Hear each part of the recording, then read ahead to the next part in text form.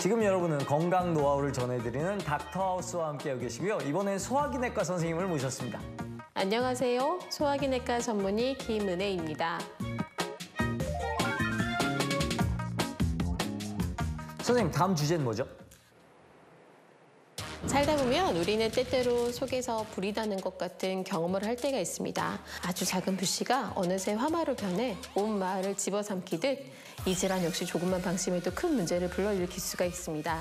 그래서 이번 주제는 바로 속에 불이 나서요. 역류성 식도염입니다.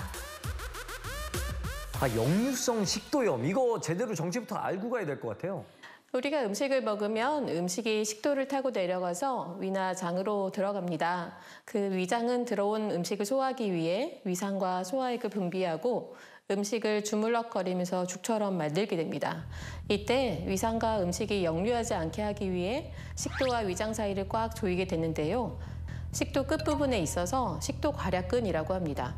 만약 식도괄약근에 조이는 힘이 약하거나 부적절하게 열리면 위액이 식도로 역류를 하게 됩니다. 역류성 식도염은 식도로 거슬러 올라온 위산이 몸에 자극을 주는 상태이자 질환입니다. 그 괄약근에 문제가 생겨서 위산이 역류하는 거잖아요.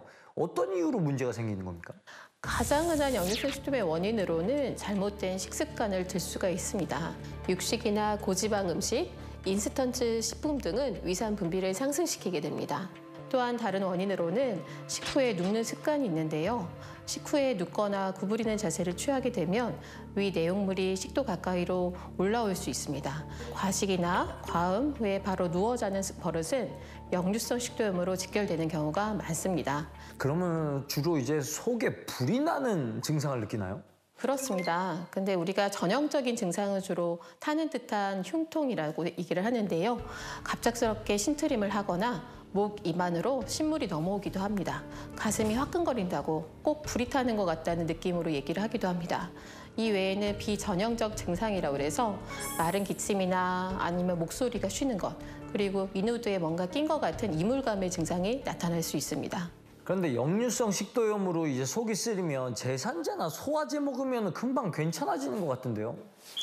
아니요, 괜찮지 않습니다. 역류성 식도염일 때 소화제나 제산제를 먹으면 잠깐 증상이 나아질 수는 있지만 정확한 진단 없이 위장약만 먹다가는 역류성 식도염을 방치하게 됩니다. 무엇보다 식도 점막은 위 점막처럼 보호막이 있는 게 아니라서 위산이나 위액에 노출되면 타들어가는 염증이 생기게 됩니다. 역류성 식도염이 이렇게나 많은 문제를 보여주나요? 안타깝게도 여기서 그치는 게 아닐 수 있는데요. 역류가 지속되게 되면 식도 역시 산성 자극을 계속 받게 돼서 그 자극을 버티려고 스스로 위 점막 같은 상피세포로 바뀌는 발의 식도염이 됩니다. 역류성 식도염이 지속될 경우에는 식도 협착증도 생길 수가 있습니다. 식도 협착증은 식도염이 오래 갈 때 굳은 살이 쌓여 식도가 좁아지는 현상인데요. 음식을 삼킬 때 불편하거나 아픈 증상이 생깁니다. 아주 드물긴 하지만 심한 식도염이 수년간 지속되면 발의 식도염이 식도암으로 변질될 수 있습니다. 따라서 이러한 증상이 지속되게 되면 꼭 전문의를 찾으셔야 됩니다. 사실 역류성 식도염으로 이렇게 무섭게 될 거라는 생각 안 해봤거든요. 많은 사람들이 겪고 있잖아요. 실제로 통계를 보게 되면 2021년 역류성 식도염의 총 환자 수는 무려 486만여 명으로 기록되었습니다. 정말 많은 사람이 앓고 있는 질환입니다. 그러면 역류성 식도염을 어떻게 진단하는지도 알아봐야 될 것 같아요. 역류성 식도염은 주로 증상으로 진단을 하고 치료를 시작하게 됩니다.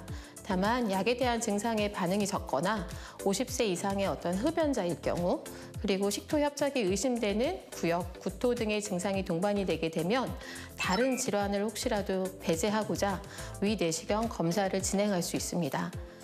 특히 우리나라는 국가암검진 사업으로 만 40세 이상의 성인 남녀에서 2년마다 나라에서 위내시경 검사를 무료로 진행해주고 있습니다. 따라서 어떤 증상이 없어도 올해 그 암검진 대상자라고 한다면 한 번쯤 검진을 해서 위내시경 검사를 통해 내 질환이 있는지 여부를 확인해 보실 걸 권유해 드립니다. 또한 약에 대한 반응이 적은 사람에서는 식도로 위산이 역류하는지 여부를 관찰할 수 있는 검사가 있는데요. 그 검사를 식도 산도 검사라고 합니다.